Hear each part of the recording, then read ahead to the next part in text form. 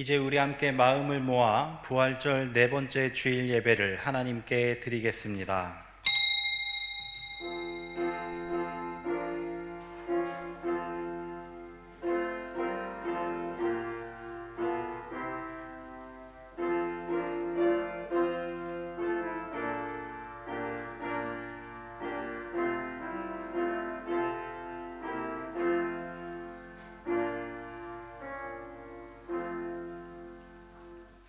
자유롭게 하는 온전한 율법을 들여다보고 있는 자는 듣고 잊어버리는 자가 아니요 실천하는 자니 이 사람은 그 행하는 일에 복을 받으리라. 아멘.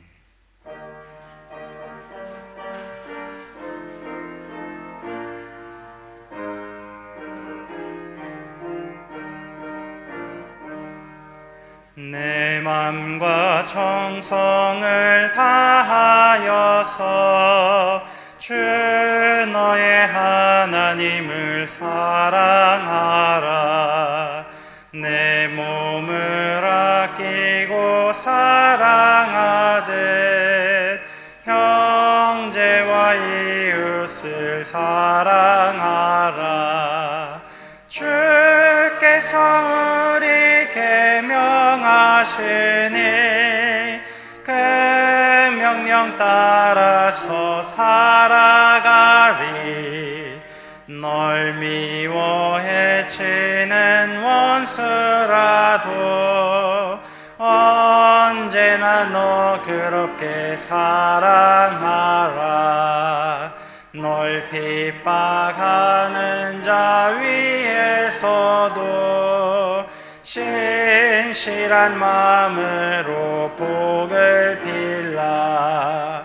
주께서 우리에게 명하시니 그 명령 따라서 살아가리. 나 항상 주님을 멀리하고 형제를 사랑하지 못하였다. 이러한 죄인을 사랑하사 주께서 몸버려 죽으셨다.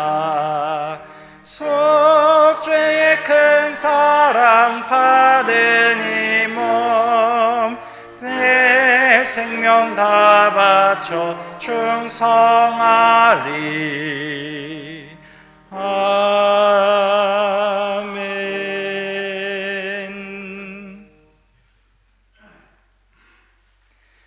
여호와여, 내가 주께 피하오니 내가 영원히 수치를 당하게 하지 마소서.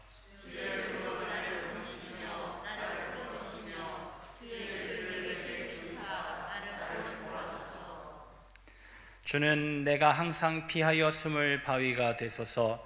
주께서 나를 구원하라 명령하셨으니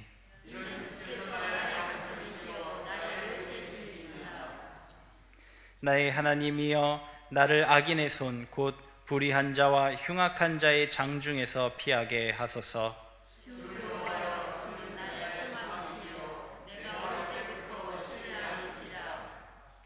내가 모태에서부터 주를 의지하였으며 나의 어머니의 배에서부터 주께서 나를 택하셨사오니 아멘.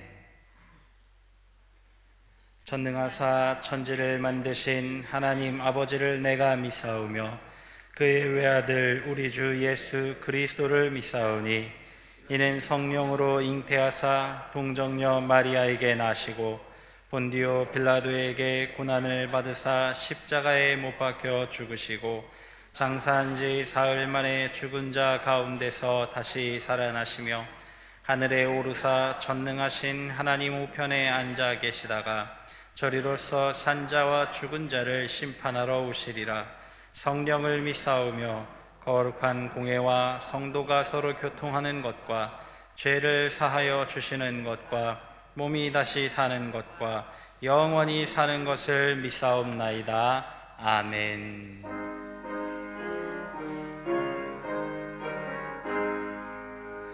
만복의 근원 하나님 온 백성 백성 찬송 드리고 저 천사여 찬송하세.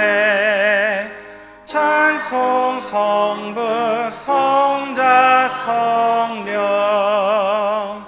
아멘.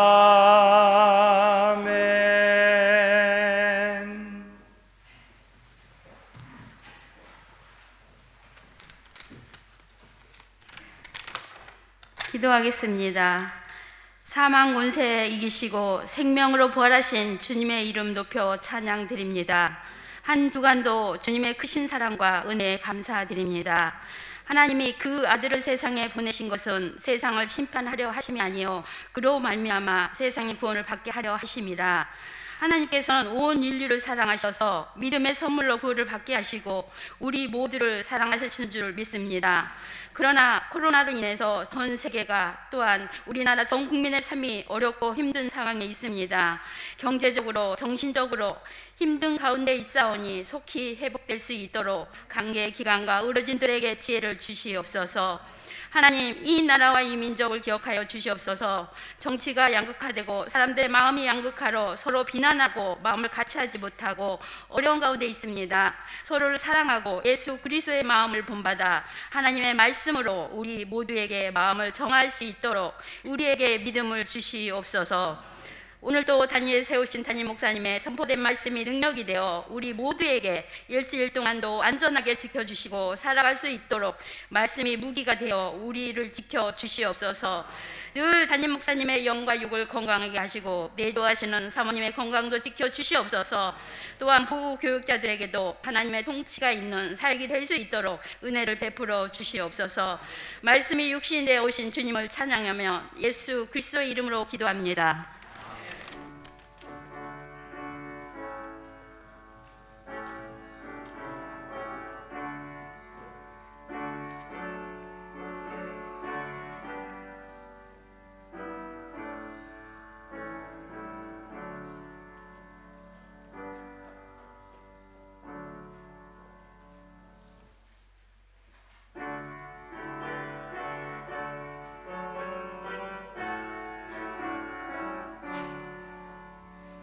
내게 있는 모든 것을 아낌없이 드리네. 사랑하고 의지하며 주만 따라 살리라. 주께 드리네. 주께 드리네. 사랑하는 구주 앞에 모두 드리네. 내게 있는 모든 것을 겸손하게 드리네. 세상 욕심 멀리하니 나를 받아 주소서. 주께 드리네. 주께 드리네. 사랑하는 구주 앞에 모두 드리네. 내게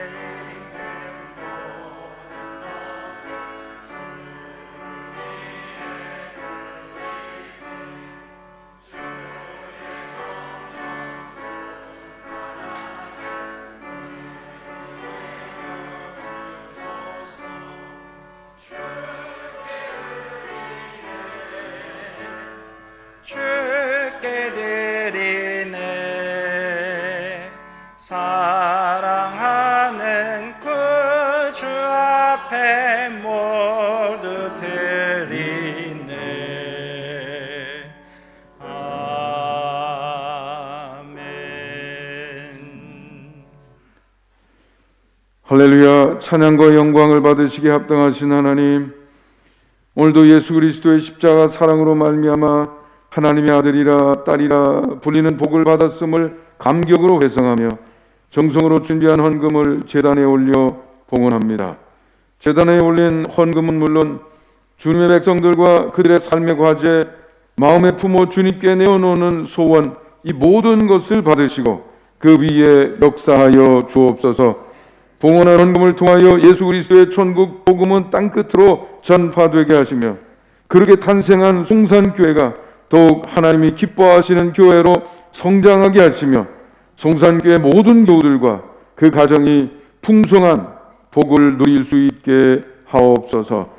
오늘도 구합니다. 하늘의 신령한 복과 땅의 기름짐의 복과 신상의 건강의 복으로 충만케 하옵소서.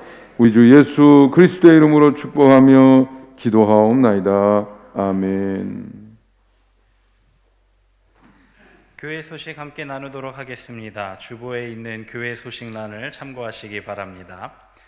주님 앞에 나와 예배드리는 모든 성도님을 사랑하고 축복합니다. 오늘은 부활절 제4주입니다. 부활의 기쁨과 감격을 삶에서 드러내고 전하시기 바랍니다. 다음 주 주일은 어린이 주일입니다. 우리 교회 학교를 위하여 항상 기도해 주시기 바랍니다. 각종 헌금은 교회 사무실에 제출하거나 계좌이체 방법을 사용하여 교인된 의무를 다하실 수 있도록 하시기 바랍니다. 줌을 활용한 온라인 속회 모임을 시작합니다. 아직 준비가 안 된 속장님은 속히 사무실에 방문해 주시기 바랍니다. 속회를 하루빨리 재개하기 위해 항상 함께 기도하며 준비해 주시기 바랍니다. 수도권 사회적 거리두기 2단계가 5월 2일 주일까지 연장되었습니다. 이에 우리 교회도 예배 정원 20%인 72명의 대면 예배 체제를 유지합니다. 2층 소예배실에서도 예배 드릴 수 있으니 많은 참석 바랍니다. 교회 차량 운행과 방역 활동을 위한 봉사자 모집하고 있습니다. 많은 관심과 지원 바랍니다. 교우 소식입니다. 군복무 중인 청년들 위하여서 계속해서 기도해 주시기 바랍니다. 저 주일 예배 반주자를 새로 모셨습니다. 임선숙 우리 반주자님 인사할 때 큰 박수로 환영해 주시기 바랍니다. 네, 감사합니다. 네. 그동안 우리 교우나 또 주변에서 좀 모시려고 그랬었는데 그게 여의치 않아서 우리 교단 홈페이지에 광고를 내가지고 우리 기획위원회에서 임선숙 반주자님을 모시기로 결의를 했습니다. 좀 먼 데서 오세요. 지하철을 타고 지하철이죠? 네, 지하철이라고 그러죠. 온양 쪽인데 거기는 지하로 오는 건 아니지만 지하철이니까 네, 한 시간 정도 이렇게 오십니다. 멀리서 오셔서 우리와 함께 9시 예배, 11시 예배 보내시고 그리고 이제 돌아가시게 될 텐데 그만큼 여러분이 따뜻하게 대해주시고 또 늘 이렇게 격려해 주시고 이래서 열심히 우리와 함께 한 가족처럼 지낼 수 있도록 그렇게 여러분이 해주시면 감사하겠습니다. 다시 한번 환영의 박수 한번 해주세요.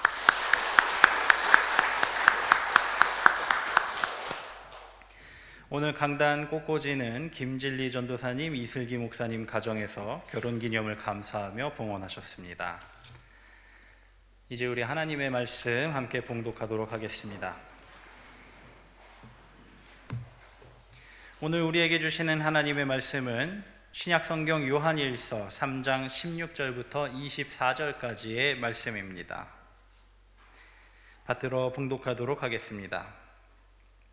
그가 우리를 위하여 목숨을 버리셨으니 우리가 이로써 사랑을 알고 우리도 형제들을 위하여 목숨을 버리는 것이 마땅하니라. 누가 이 세상의 재물을 가지고 형제의 궁핍함을 보고도 도와줄 마음을 닫으면 하나님의 사랑이 어찌 그 속에 거하겠느냐. 자녀들아, 우리가 말과 혀로만 사랑하지 말고 행함과 진실함으로 하자.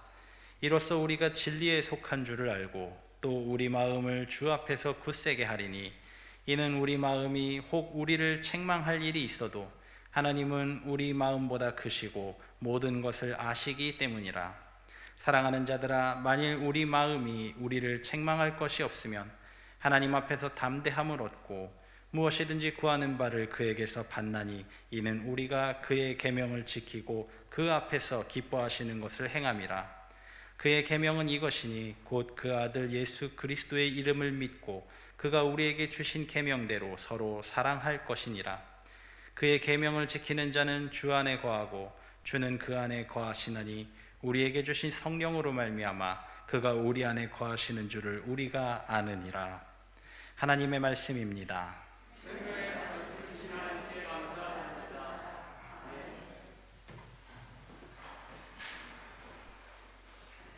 이 찬송가는 24년 전에 주님의 곁으로 떠나신 제 어머님이 늘 애창하시던 찬송가입니다.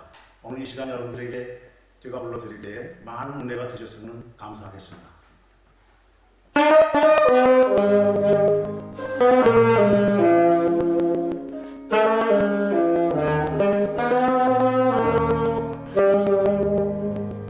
저 높은 곳을 향하여 날마다 나아갑니다. 내 뜻과 정성 모두고 날마다 기도합니다.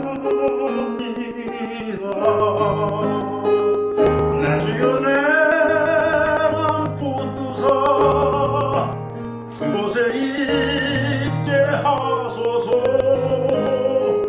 그것은 빛과 사랑이 언제나 넘치옵니다. 험하고 높은 이 길을 싸우며 나갑니다. 다시금 기도하오니 내 주여 인도하소서. 내 주여 내 맘 붙드사 그곳에 있게 하소서. 그곳은 빛과 사랑이 언제나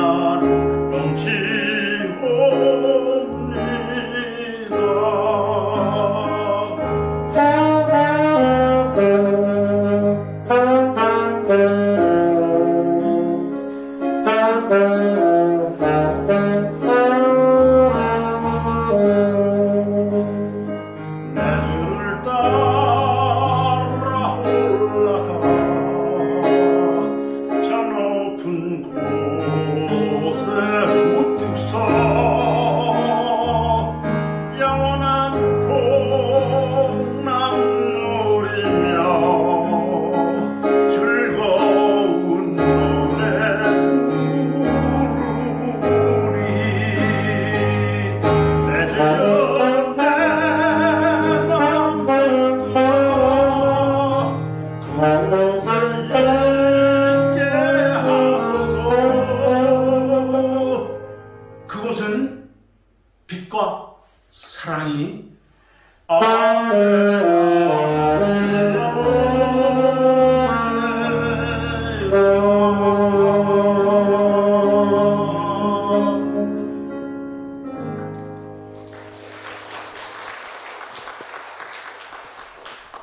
감사합니다. 우리 박덕진 권사님이 음악에 재주가 있으시다 그러더니 아주 찬양하시는 것도 자신만만하게 막 제수처까지 써가시면서 이렇게 찬양을 하시네요. 우리 최병원 권사님은 색소폰 배운 지 얼마 안 됐거든요. 그런데 얼마나 열심히 하셨는지 반주까지 벌써 이렇게 하십니다. 제가 지난주에도 말씀드렸고요. 개인 또는 가족 또는 속회 또는 선교에 다니러 영상으로 하는 찬양에 동참할 수 있습니다. 코비드-19 대응 단계 때문에 지금 성가대 활동은 어렵지 않습니까? 그래서 이렇게 또 영상으로도 하나님 앞에 우리가 영광을 돌릴 수 있으니까 저는 그렇게 생각해요. 잘하느냐 못하느냐는 두 번째 문제고 하나님 앞에 드리는 내 마음이 문제인 것이죠. 하나님에 대한 나의 열정을 표현하면 되는 겁니다. 그러니까 그런 마음으로 많은 분이 함께 해주시면 감사하겠습니다. 네, 오늘 여기 결혼기념 꽃꽂이 이금자 원사님이 매주 그냥 토요일이면 새벽에 가서 싸게 살라고 서울 가가지고 양재동에서 꽃을 사다 꽃꽂이 해주시는데, 김진리 전도사님 결혼기념이라고 아까 소개를 해주셨는데 요번 경기위원회 때 안수를 받으셨습니다. 네.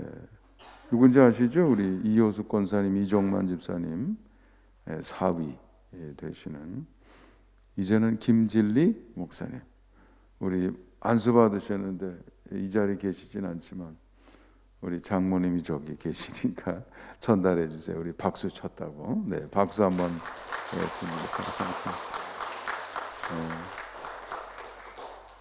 그래요. 감사합니다. 오늘도 여러분 여러 우리 교우 여러분들, 여러분의 가정, 여러분 일상에 하나님으로부터 임하는 충만한 은혜가, 기쁨이, 행복이 가득하시기를 주님의 이름으로 축원합니다. 우리 서로 인사하겠습니다. 건강하세요. 행복하세요.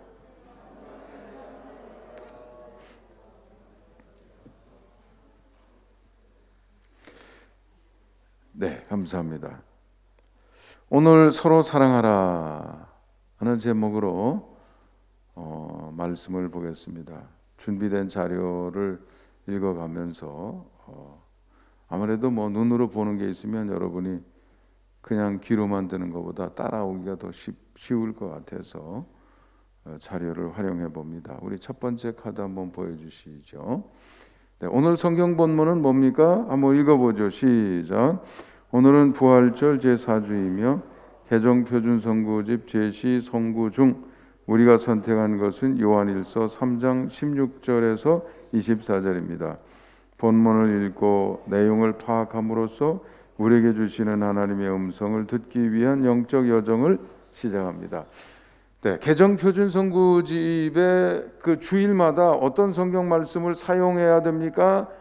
그게 이제 나와 있죠. 주일마다 4가지 성경 구절이라고 그랬는데 우리 감리교 홈페이지에 가보면 거기에 나와 있습니다.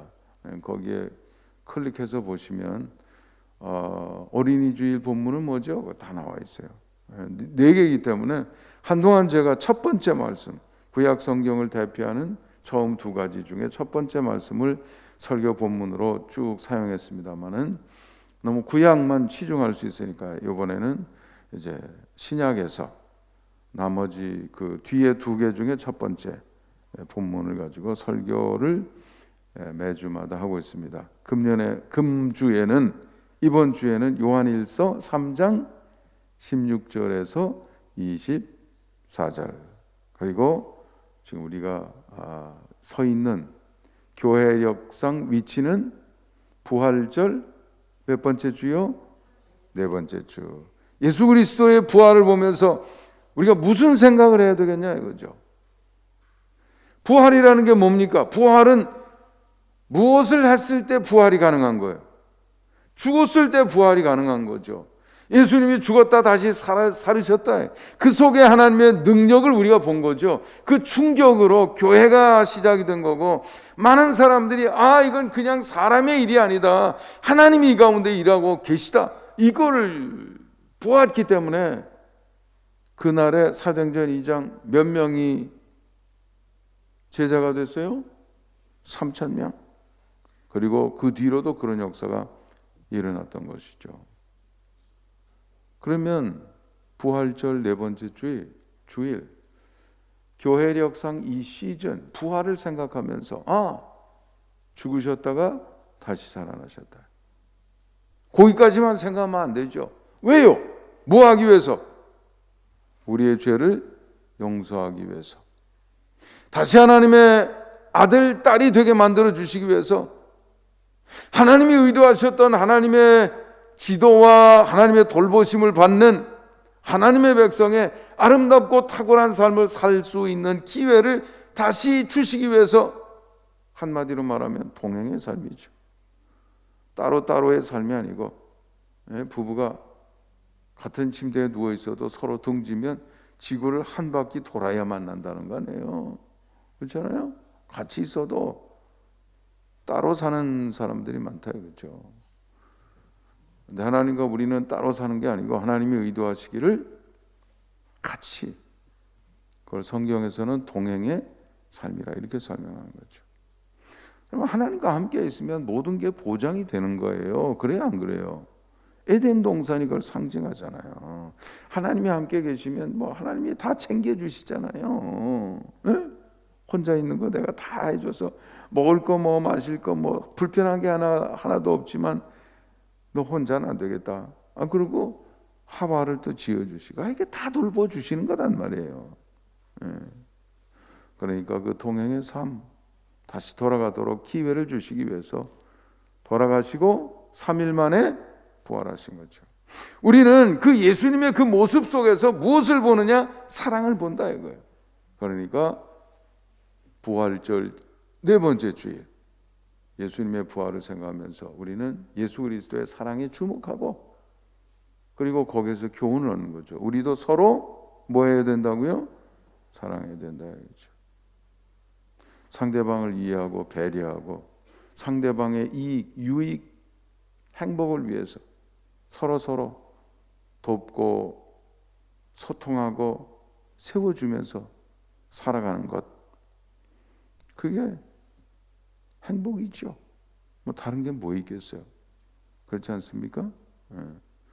그래서 부활절 네 번째 주일, 서로 사랑하라, 이 메시지를 우리가 요한일서 3장 16절부터 24절에서 보는 거죠. 우리가 조금 더 깊은 생각을 하기 전에 거기에 쓰여 있는 내용이 무엇인지 한번 읽어보는 시간을 갖도록 하겠습니다. 다음 16절 한번 읽어보죠. 시작.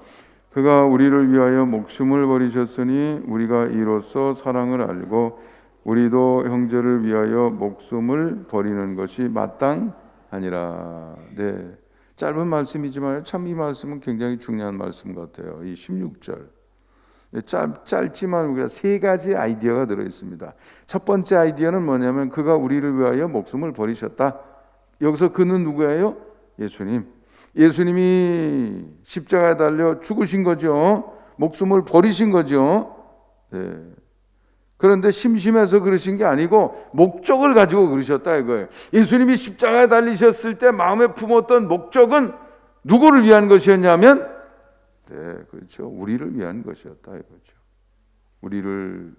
우리의 죄를 대속하고 구원하시기 위해서. 구원에는 세 가지 요소가 있다고 그랬습니다.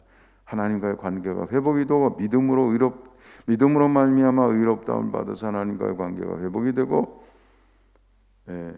거듭남을 통해서 옛사람 죄인 여기에 속했던 존재는 죽고 다시 태어나서 하나님의 자녀로서 시작하게 되는 거죠. 다시 태어나는 것, 존재의 회복. 성령 세례를 통해서 성령님이 다시 우리 가운데 임하심으로 말미암아 동행의 삶을 살 수 있는 준비가 되는 거죠.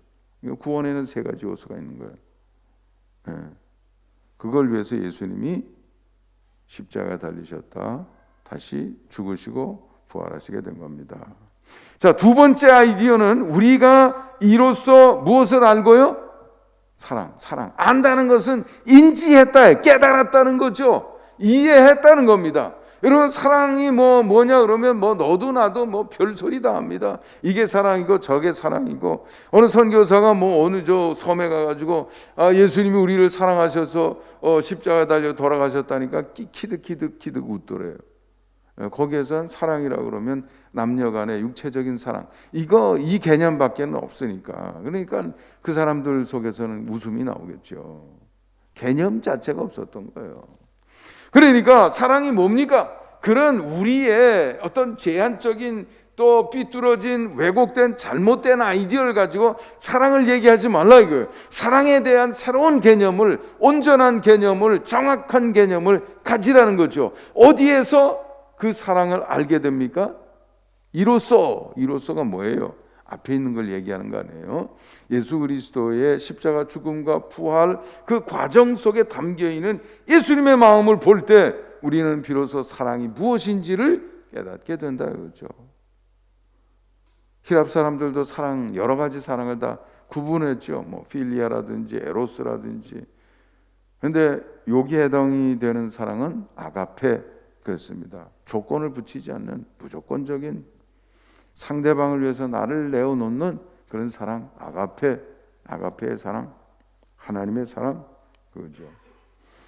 세 번째 아이디어는 뭐냐면 알았으면 지식은요 그냥 마음속에 품으라고 있는 게 아니라 내 삶에, 우리 삶에 적용하라고 있다는 거죠. 그러니까 우리도 형제를 위하여 목숨을 버리는 것이 어떻다고요? 마땅하다 이거죠. 자, 표현은 이렇게 했지만 결국 사랑으로 살라는 거죠. 사랑이라는 것은 상대방을 위해서 상대방의 필요에 상대방의 생명을 지켜주거나 증진시키거나 도움을 주기 위해서 무엇인가를 행동하는 것인데 네, 그 한계가 어디까지냐 하면 우리 목숨을 주는 것까지가 될 수 있다. 왜냐하면 그 이상은 우리가 할 수 없으니까. 그렇잖아요. 목숨을 주었으면 거기 이제 끝이죠. 우리가 더 이상 할 수 있는 게 없게 되는 거죠. 근데 그것이 예외적이거나 이따금이 아니고 당연한 것으로, 특별한 것이 아니라 당연한 것으로 생각해야 된다 이거죠. 성경이 우리에게 말하는 사랑입니다. 우리 그리스도인에게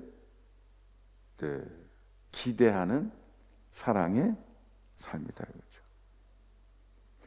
예수님도 성경 전체를 한마디로 말하면 사랑이야 말씀해 주셨죠. 주 너의 하나님을 사랑하라. 마음을 다하고 뜻을 다하고 힘을 다해서 사랑하라 이거죠. 둘째도 이와 같으니 둘째도 마찬가지예요. 두 개가 따로가 아니에요. 사실 하나의 묶음인 것이죠. 내 이웃을 내 몸과 같이 사랑하라 이거죠. 내 목숨처럼 다른 사람의 목숨도 똑같이 소중히 여긴다. 네. 이것이 율법과 선지자의 강령이다. 네. 율법과 선지자라는 것은 성경이라는 뜻이에요.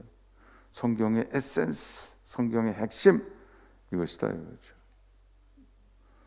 네. 요 16절 참 너무 좋은 말씀인 것 같습니다. 17절 한번 읽어보죠. 시작. 누가 이 세상의 재물 가지고 형제의 궁핍함을 보고도 도와줄 마음이 닫으면 하나님의 사랑이 어찌 그 속에 거하겠느냐. 네. 도울 능력이 있는데도 도움이 필요한 형제를 무시하고 고개를 돌린다 그러면 그건 사랑이 아니라는 거죠. 하나님을 안다고 말할 수 없다. 사랑을 알고 있다고 말할 수 없다 그렇죠. 제대로 이해했으면 알면 행동이 나오게 돼 있어요. 행동이 안 나오는 것은 아직 알고 있는 것이에요. 안다고 느끼고 있지만 실제로는 알지 못하는 거예요. 알지 못하고 있는 것이죠. 아는 것과 행동이 일체가 됐을 때 그 아는 것은 실제로 아는 것이 되는 겁니다. 그 경지에 올라가도록 우리가 노력해야 돼요. 행동하는 것은 쉽지 않죠. 그래서 자꾸 행동해야 돼요. 그럴 때 점점 그 능력이 개발이 되고 발전한다는 거죠. 제가 그랬잖아요. 예수님의 마음을 품자고 그랬잖아요. 근데 어떻게 품냐고요? 예수님의 마음을 우리가 직접 볼 수 있는 게 아닌데, 그러니까 예수님의 마음의 표현을 바라보고 그것을 흉내낸다. 예수님의 마음의 표현이 많지만 그 중에 핵심은 오늘 성경이 우리를 위해서 어떻게 했다고요? 죽으셨다 이거예요. 거기에 예수님의 마음이 표현이 된 거예요.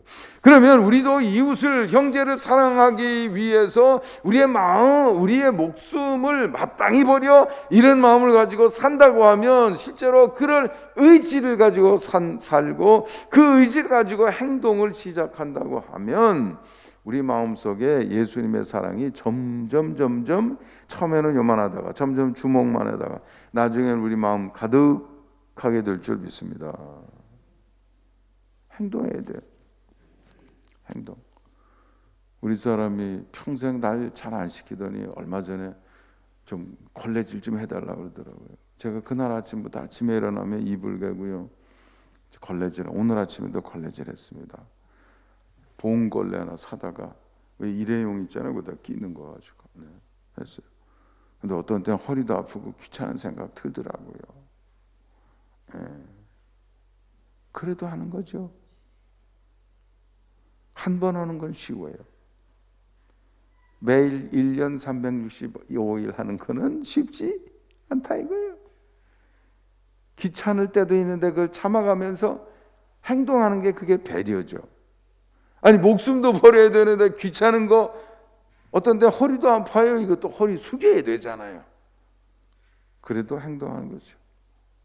그러면 점점 이해하고 배려하며 더 행동할 수 있는 능력이 커지게 되는 거죠.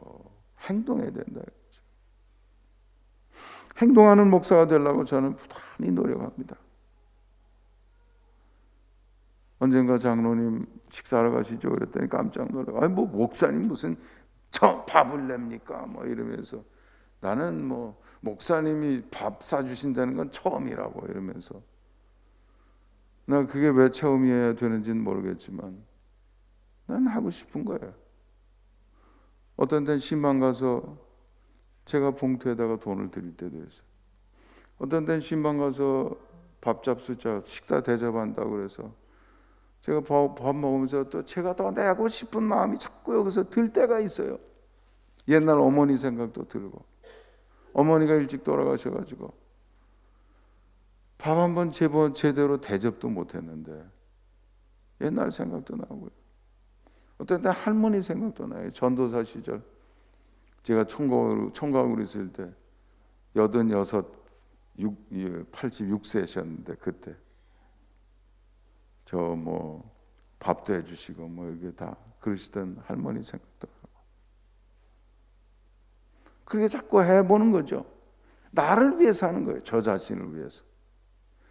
그러면 그런 행동을 통해서 우리의 마음속에 점점 하나님이 원하시는 인성이 만들어져 가게 될 줄 믿습니다.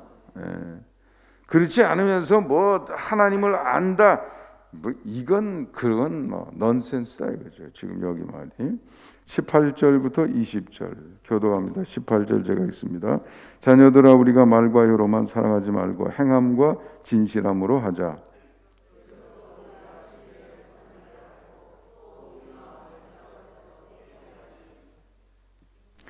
다 같이, 이는 우리 마음이 혹 우리를 책망할 일이 있어도 하나님은 우리 마음보다 크시고 모든 것을 아시기 때문이라 이거죠.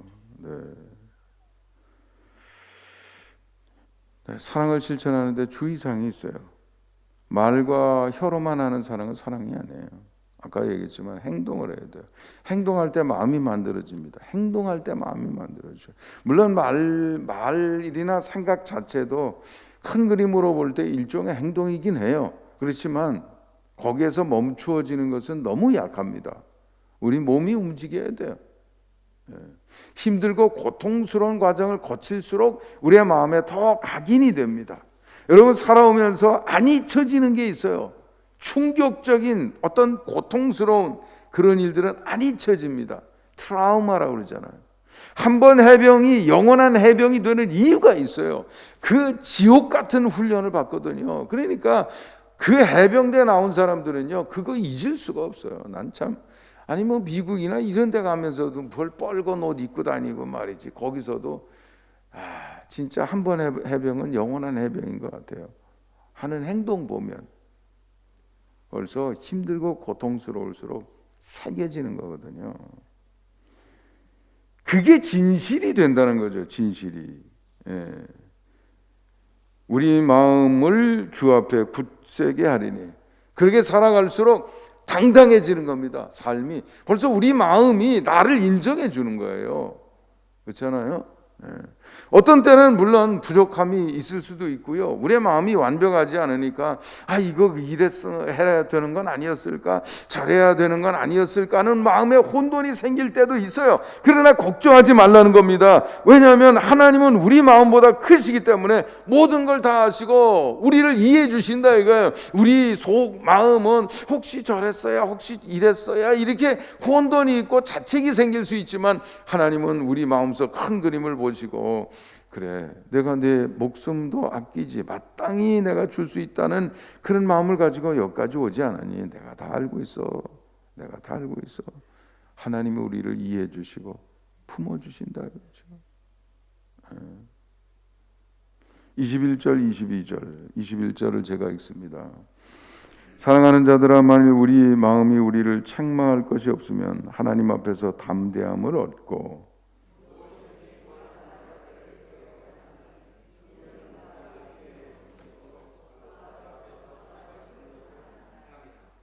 여러분, 사랑하는 삶의 유익이 여기 있는 거예요. 일단 처음에는 우리 마음속에서 생겨지는 유익이 있습니다. 그 유익이 뭐냐면 책망할 것이 없고 하나님 앞에서 무엇을 얻는다고요? 담대함을 얻는다 이거예요. 뭐 이따금 스캔들 얘기 있잖아요. 감독했다가도 뭐 스캔들 뭐 얘기에 항의 들어오려니까 못 버티고 그만두고 말이죠. 또 그 교회 안에서는 장로님들이 뭐 무슨 사과문을 발표하고 목사님이 은퇴가 아직 7, 8년 남았는데 그때 뭘 주면 세금을 많이 내야 된다고 미리 달라고 그랬다고 뭐 무슨 퇴직금하고 집을 먼저 줬다나 어쨌다나 뭐 이러면서 아니 교인들한테 사과문을 발표한다는 건 벌써 과정을 거치지 않았다는 뜻인데 그게 다 불법 아닙니까? 10몇 억, 17억, 18억 그까지 돈에 그렇게 매여서 그런 행동을 하냐 이거죠. 내 마음이 담대한 게 필요하지 않습니까? 몇 년 더 산다고 우리가 얼마나 더 사냐고요. 우리가 사는 동안 부끄럽지 않게 하나님이 원하시는 가치의 삶을 살았다는 마음속에 담대함, 이 떳떳함이 있는 것이 더 행복하지 않겠어요?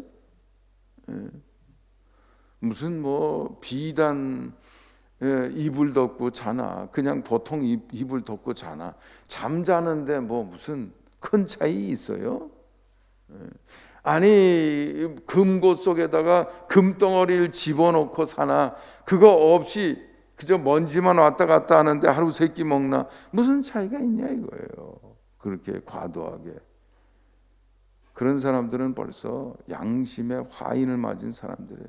감정이 이게 부끄러움이 없는 거 아니에요. 살아있는 양심에 그럼에도 불구하고 하나님 앞에 담대한 마음이 내 속에 있으려고 하면 당당하게 살았을 때 그게 가능해진다 이거죠. 당당한 삶이 무엇입니까? 사랑으로 사는 삶.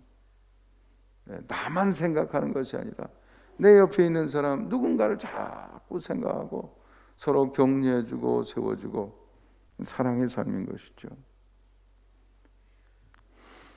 이익이 두 번째로 우리의 생활 속 이익도 있습니다. 마음속 담대함만 이익이 되는 게 아니에요. 22절에 보면 무엇이든지 구하는 바를 그에게서 어떻게 한다고요? 받는다 이거죠. 무엇이든지 하나님 앞에 구하면 하나님이 응답해 주시는 축복을 받게 된다 이거죠. 이유가 있어요. 이는 왜냐하면 그렇게 되는 이유가 여기 있다는 거예요. 우리가 그의 계명을 지키고 그의 앞에서 기뻐하는 것을 행함이라. 누가 기뻐하는 삶을 지금 살아가고 있는 거예요? 하나님이 기뻐하시는 삶을, 하나님이 원하시는 삶을, 하나님이 명령하시는 삶을, 하나님이 요구하시는 삶을, 하나님이 뜻하신 바를 내가 살아가고 있다 이거예요. 형제를 사랑하되 목숨을 주는 거, 그거 뭐 예외적인 거 아니야. 당연하지. 그건 마땅한 일이야. 이러면서 살아가는 그 모습을 볼 때 그런 마음으로 무엇인가를 구하고 그런 마음으로 무엇인가를 목표를 세우고 그런 마음으로 부부가, 그런 마음으로 가정이, 그런 마음으로 교회가, 그런 마음으로 하나님의 백성이 세상 속에 살아가게 될 때 하나님이 왜 안 도와주시겠어요? 하나님이 원하시는 일인데 네가 구하지 않아도 내가 줄 거다. 이렇게 되는 거죠. 하나님의 마음과 그 사람의 마음, 하나님의 뜻과 그 사람이 구하는 바 사이에 괴리가 없어진다 이거예요. 차이가 없어요. 왜요? 예수님이 우리를 위해서 십자가에 달리셔서 목숨을 버리셨다는 것을 보고 형제를 사랑하되 목숨을 버리는 것이 마땅하다 해서 그것을 실천하면 예수님의 마음이 우리의 마음속에 임한다 그랬잖아요. 예수님의 마음이 내 마음이 되고 내 마음이 예수님의 마음이 되는 경지에 오르게 되면 그러면 하나님과 우리 사이에 부딪힐 일이 없어요. 그러니 무엇을 구하든지 그 구하는 바를 얻게 될 줄 믿습니다. 23절, 24절 조금 더 설명한 거죠. 23절을 제가 했습니다. 그의 계명은 이것이니 곧 그 아들 예수 그리스도의 이름을 믿고 그가 우리에게 주신 계명대로 서로 사랑할 것이니라.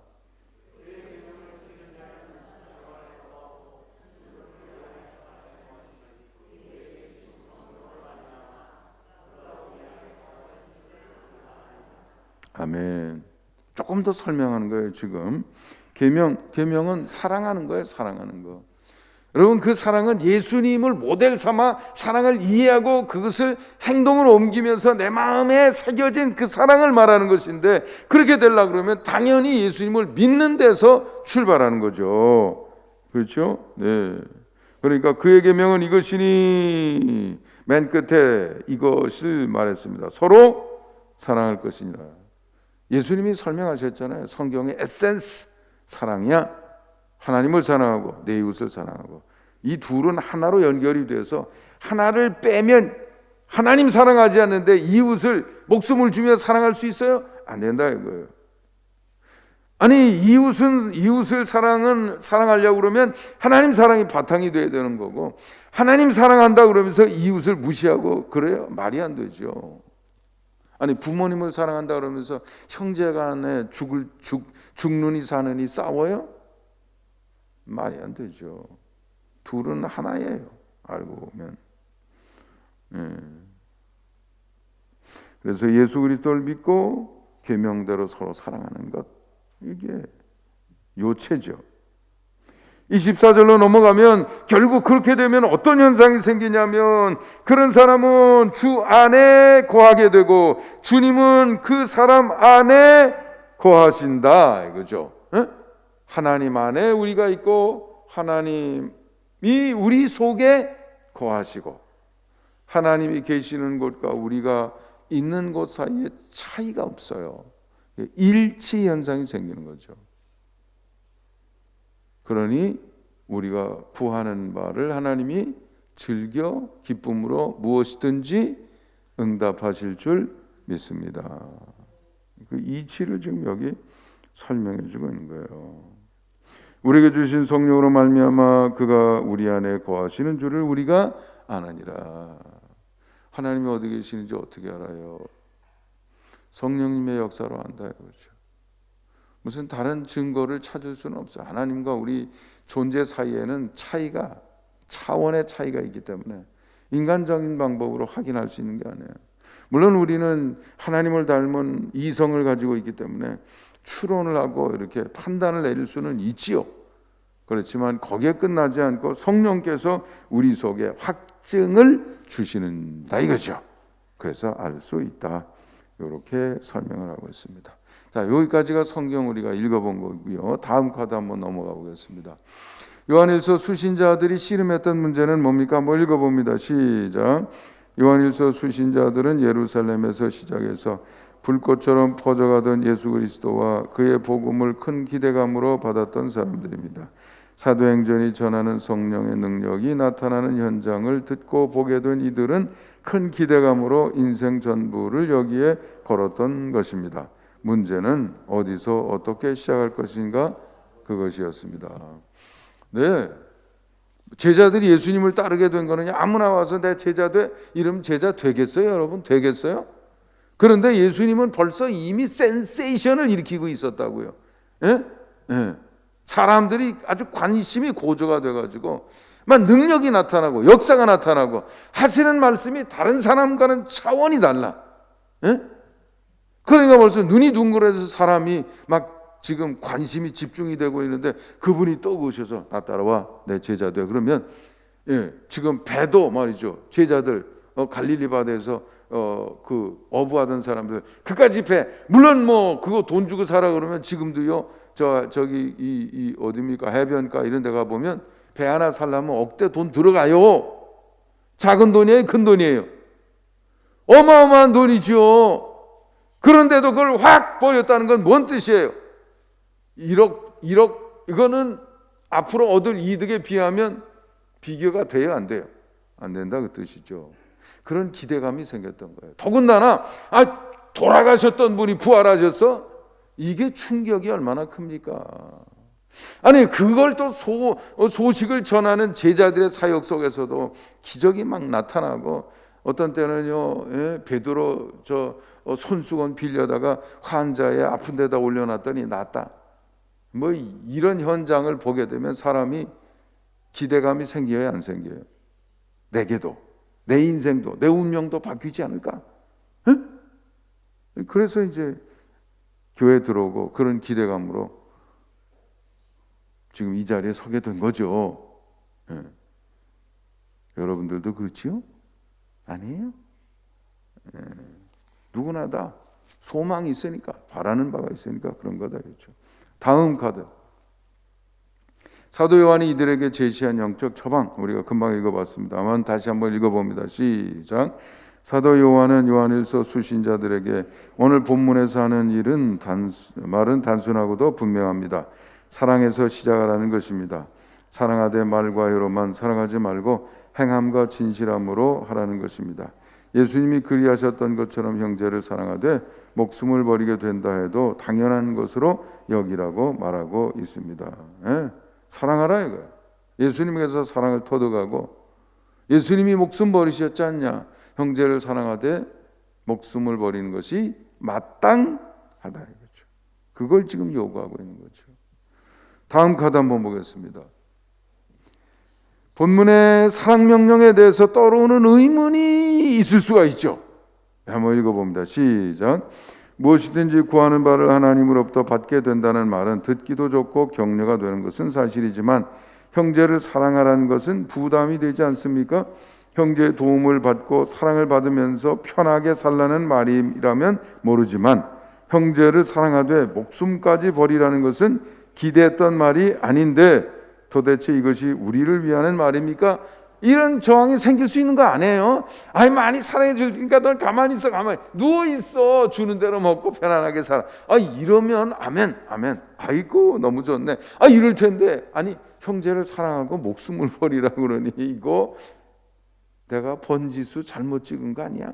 이런 생각 들을 거 아니냐 이거죠. 우리를 위한 말이에요. 왜 이렇게 짐을 지우시는 거예요? 이럴 수 있지 않냐 이거죠. 다음 카드 한번 보죠. 다음, 사도 요한의 처방, 사랑 명령에 담긴 비밀이 있다는 거예요. 한번 읽어보겠습니다.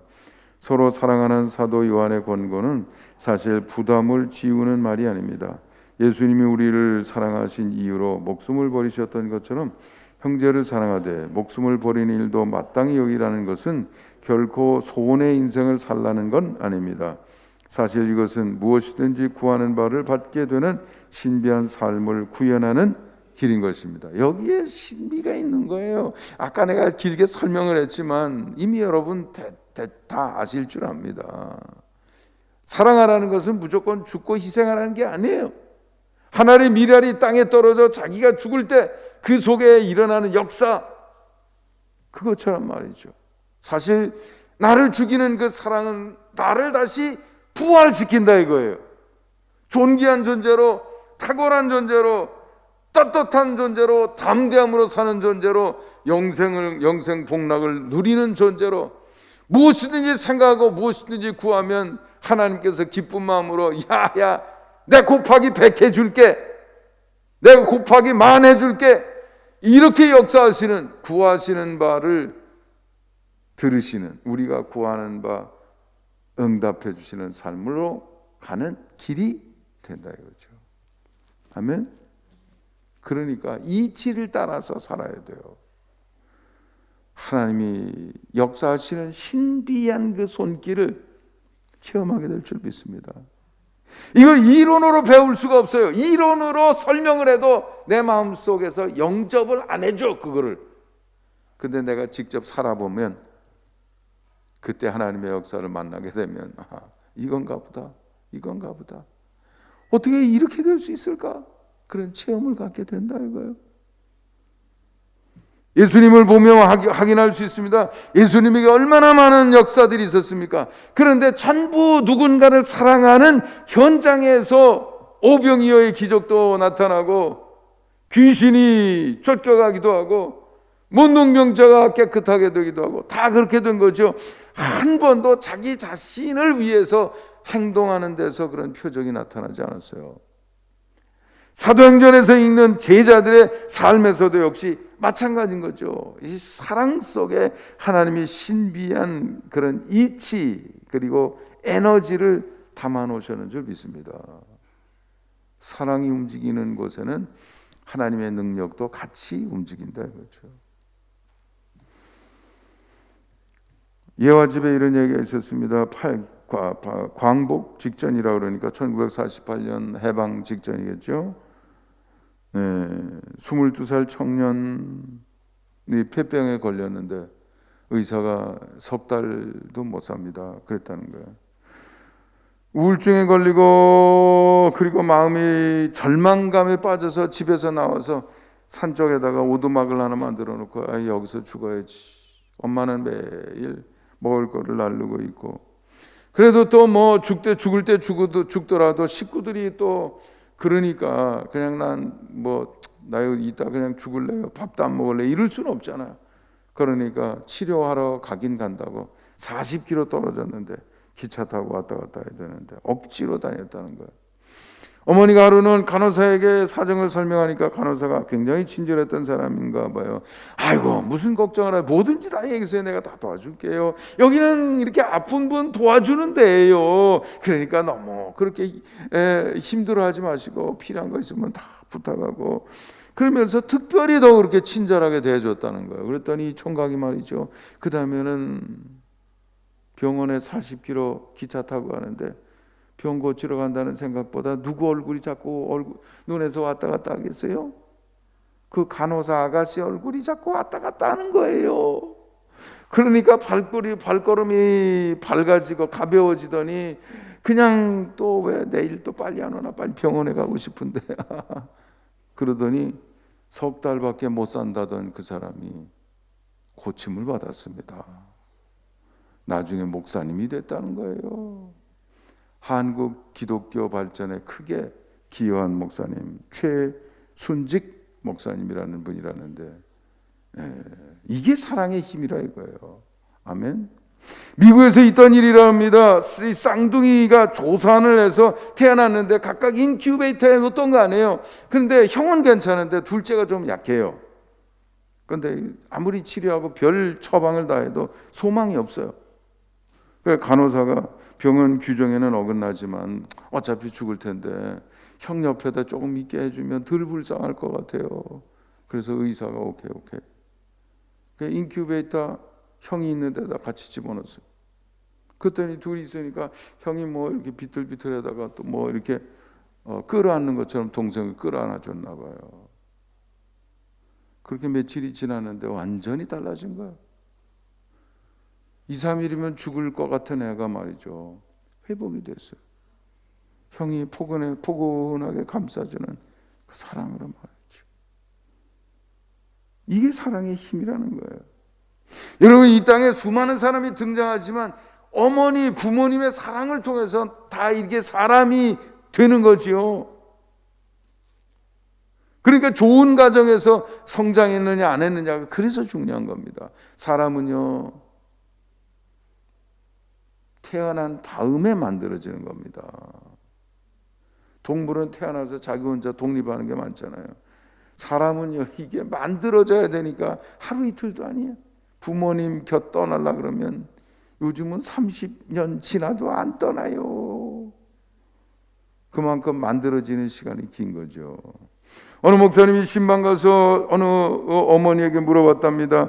셋을 키우셨군요. 누구를 제일 사랑하셨나요? 그랬더니 막내가 병들었을 때 그때는 막내를 가장 사랑했습니다. 둘째가 집을 떠나 방황하고 있을 때 그때는 둘째를 제일 사랑했고요. 큰아이가 학교 성적과 이성 문제로 괴로워할 때 그때는 큰아이를 가장 사랑했답니다. 그때마다 어머니의 사랑 때문에 아이들이 이겨낸 거죠. 극복해내고 사랑을 통해서 하나님이 일하고 역사하시는 줄 믿습니다. 그래서 요한이 그렇게 얘기하는 거예요. 사도 요한이 무엇이든지 구하는 바를 그에게서 받을 수 있는 그런 삶이 우리의 그리스도인의 삶에 가능하다 이거예요. 다만 서로 사랑하라는 예수님에게서 그 사랑을 터득하고 형제를 사랑해서 목숨을 버리는 것을 마땅한 것으로 여기라 이거죠. 무엇이든지 구하는 대로 누리게 될 줄 믿습니다. 마무리하는 말입니다. 한번 읽어보겠습니다. 시작. 우리가 이로써 사랑을 알고 우리도 형제를 위하여 목숨을 버리는 것이 마땅하니라. 내가 구하는 것이 하나님이 추구하는 일과 일치하고 내가 소중히 여기는 것이 하나님의 뜻에 부합하게 되어 언행심사 전부가 하나님과 하나됨으로써 구하는 바는 무엇이든지 얻게 되는 경지에 이르기를 도전해보지 않겠습니까? 기도하겠습니다. 거룩하시고 자비로우신 하나님 감사합니다. 오늘도 주신 말씀 마음속에 새기며 그 실천을 결단합니다. 함께 해주시고 풍성한 열매를 맺도록 역사하여 주옵소서. 우리 주 예수 그리스도의 이름으로 축복하며 기도하옵나이다. 아멘.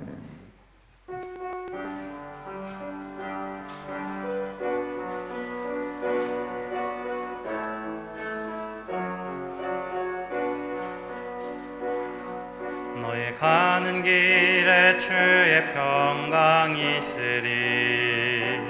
평강의 왕 함께 가시니 너의 걸음 주 인도하시리. 주의 강한 손 너를 이끄시리. 너의 가는 길에 주의 축복이 있으리. 영광의 주 함께 가시니 내가 밟는 모든 땅 주님 다스리리. 너는 주의 길 예비케 되리. 주님 나라 위하여 길 떠나는 나의 형제여, 주께서 가라시니 너는 가라. 주의 이름으로 거칠은 광야 위에 꽃은 피어나고 세상은 내 안에서 주님의 영광 보리라. 강하고 담대하라. 세상에 계신 주늘 함께 너와 동행하시며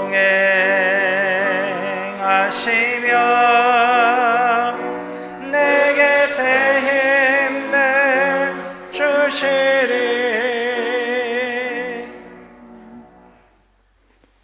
이제는 우리 주 예수 그리스도의 크신 은혜와 하나님 아버지의 극진하신 사랑과 성령님의 감화 감동 위로 인도하심 역사가 주신 말씀 마음속에 품고 그 실전의 자리로 나가고자 하는 주님의 모든 백성들 위해 이제로부터 영원까지 함께 주시기를 간절히 축원하옵나이다. 아멘.